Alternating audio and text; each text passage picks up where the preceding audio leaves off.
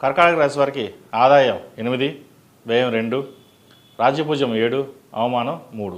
పునర్వసు నక్షత్రం 4వ పాదం, పుష్యమి నక్షత్రం 4 పాదాలు, ఆశ్లేష నక్షత్రం 4 పాదాలు, అలాగే హీ, హూ, హే, హో, డా, డి, డు, డే, డో అన్న అక్షరాలకు సంబంధించినవి కర్కాటక రాశి వారికి చెందినవి.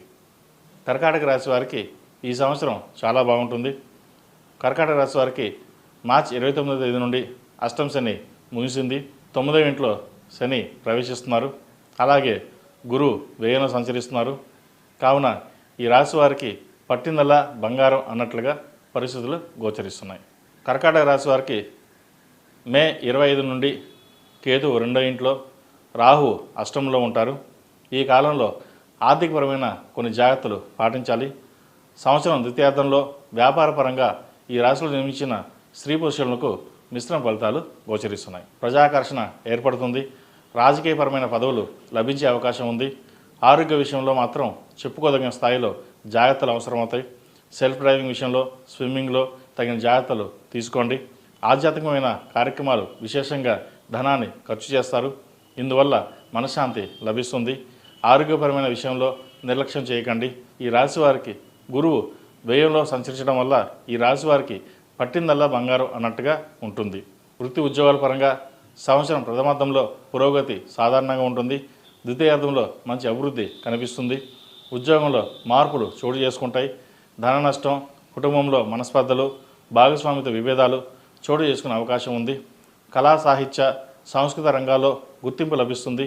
విద్యార్థులకు అన్ని విధాలుగా అనుకూలమైన ఫలితాలు ఉంటాయి. పోటీ పరీక్షల్లో అనుకూలమైన ఫలితాలు సాధించగలుగుతారు. ప్రతిరోజు గణపతి స్తోత్రం పఠించడం, మేధా దక్షిణమూర్తి రూపు ధరించడం చెప్పదగిన సూచన. స్నేహితుల విషయంలో కొంత గోప్యత అవసరం.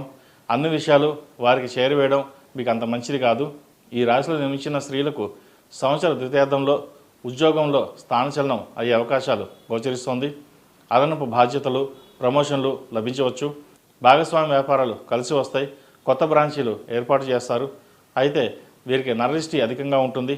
ప్రతిరోజు కాలభైరవ అష్టకం పఠించడం, నాగసింధూరం ధరించడం, అలాగే సుబ్రహ్మణ్య పాశుపత రూపు కానీ కంకణం కానీ ధరించడం చెప్పదగిన సూచన. వారసత్వపు ఆస్తుల విషయంలో దీర్ఘకాలికంగా ముడిపడిన స్థిరచరాస్తులు మీకు లభిస్తాయి. మొత్తం మీద గత సంవత్సరం కంటే ఈ సంవత్సరం కొంతవరకు బాగుందని చెప్పచ్చు.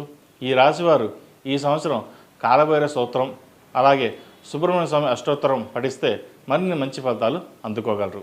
అలాగే ఏదైనా పని మీద బయటికి వెళ్ళేటప్పుడు సోమవారం కానీ శుక్రవారం నాడు కానీ వెళ్ళడం చెప్పదగిన సూచన. తదుపరి సింహరాశి.